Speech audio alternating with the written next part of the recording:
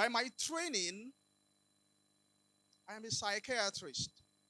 I'm a mental health expert.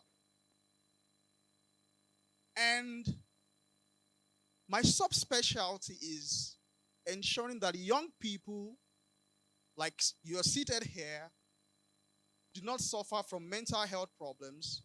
Young people enjoy optimal mental well-being and do not suffer from emotional problems. Interestingly, I find that my young children teach me more about mental health well-being than all of my training. I know you may want to doubt that, but I'll give you an example. After this talk today, however it goes, I am certain, 100% certain of this, that when I get back home, I am going to run into the waiting arms of my daughter, who would scream, "Dada, Dada, Dada is home!" And she'll be super excited, however this talk goes, to welcome me back home. She's going to accept me unconditionally. Now, mark my words, unconditional acceptance from my little daughter. Now, research has shown that this concept of unconditional acceptance is one of 4 major bedrocks of about the most effective research-based method of performing psychotherapy. In other words, the concept of unconditional acceptance that we can learn so freely from being kids can help you stay mentally well and prevent you from suffering from a lot of emotional and mental health problems later in life. For clarity, let me state that when I say unconditional acceptance, I actually refer to this in 3 different dimensions. The first is what we call unconditional acceptance of oneself. In other words, unconditional self-acceptance. The second is what we call unconditional acceptance of other people. And the third is unconditional acceptance of life. Research, especially from what we call in psychotherapy rational emotive behavioral therapy, or REBT for short, that was founded by the greatest psychologist in human history, Dr. Albert Ellis, shows that when people adopt this philosophy that children can easily teach us of unconditional acceptance, they can lead their lives free of mental health problems and severe emotional distress. For example, such mental health problems we are familiar with as extreme sadness, or what we call depression, anxiety disorders or panic disorders, or even addictive problems, poor self-esteem.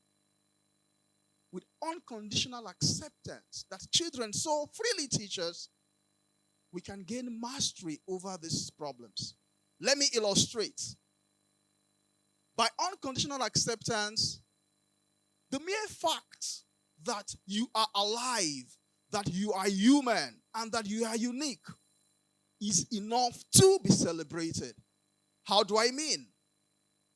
You're a student and you do not do well in a subject. We advocate that you accept yourself the way you are.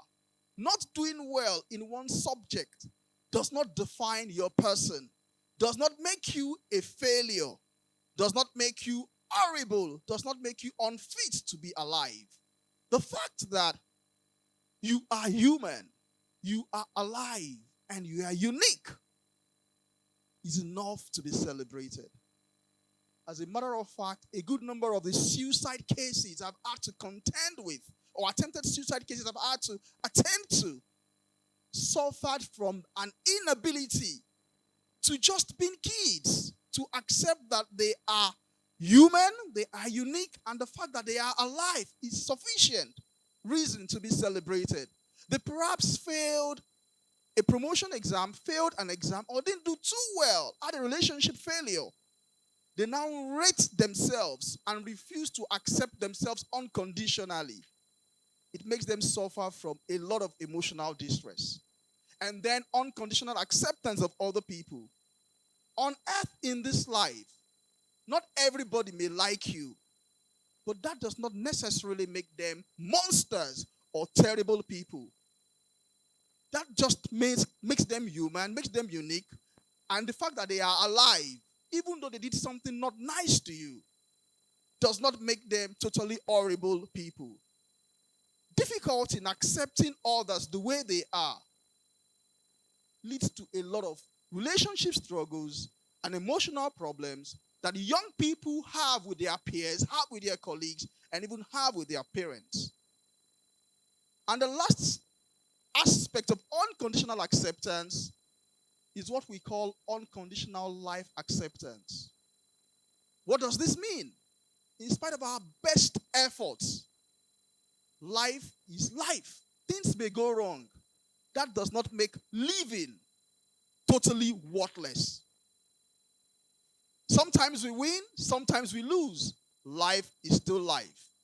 Children accept life just the way it is, without globally rating it and making some severe judgments about it and personalizing it to themselves, which leads to a lot of emotional struggles. In other words, by being kids, as my daughter so effortlessly demonstrates, we can enjoy a lot of mental well-being and emotional health. And now the second reason why I feel we all should be kids. Whenever I wake up in the morning, I usually wake up a couple of hours before my daughter. And I can't wait for her to turn on her side of the bed. And when she's awake, she awakes with a smile. And then she jumps down from her bed and races towards me. And when she gets to me, I turn on the music, our favorite music, and we begin to dance energetically. Would you like to know the music we dance to every morning? It's bigger every day. And then we begin to move. Bigger every day, bigger every day. We get higher every day. And then we dance. We do this for some 10, 15 minutes. And then we get set and we move to school. She picks her bags and we get set for school. And after school, when I go to pick her up, we create a scene most of the time as she races towards me, expending a lot of energy in the process. And when we get home, when I eventually return back home from work in the evening, she ensures that she takes me out. So we take our usual evening walks, another 10, 15 minutes of walk, just taking a walk in the cool of the evenings. And we enjoy it. So much fun. What is the lesson we can learn from my daughter? It is what we've come to realize is very, very essential to maintaining physical health and mental well-being. What we call physical activity and exercise. By being kids, we engage in a lot of inexpensive physical exercise and physical activity that is so vital to staying healthy, that is so vital to being productive, and so vital to being creative. It is said that, it is estimated that the physical fitness gym industry is estimated to be around $100 billion all over the world. And to set up a personal fitness gym in your garage, it costs about $2,000. That's about ₦1 million in today's economy. But from being kids, we can see that you don't have to spend so much money to engage in physical exercise and be healthy.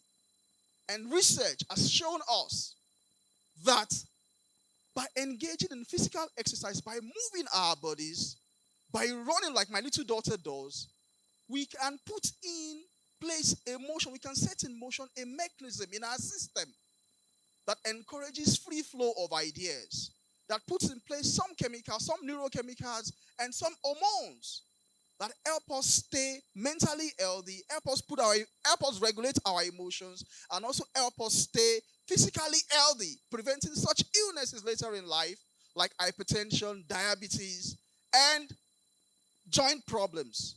There are a lot of people who don't engage in physical activity are at risk of suffering from later in life.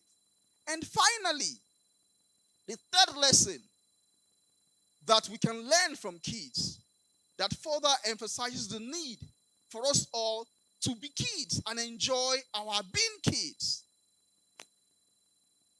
A leading educational psychologist, Benjamin Bloom, stated that there are three domains of learning. He mentioned the psychomotor domain, which I just talked about, engaging in physical exercise.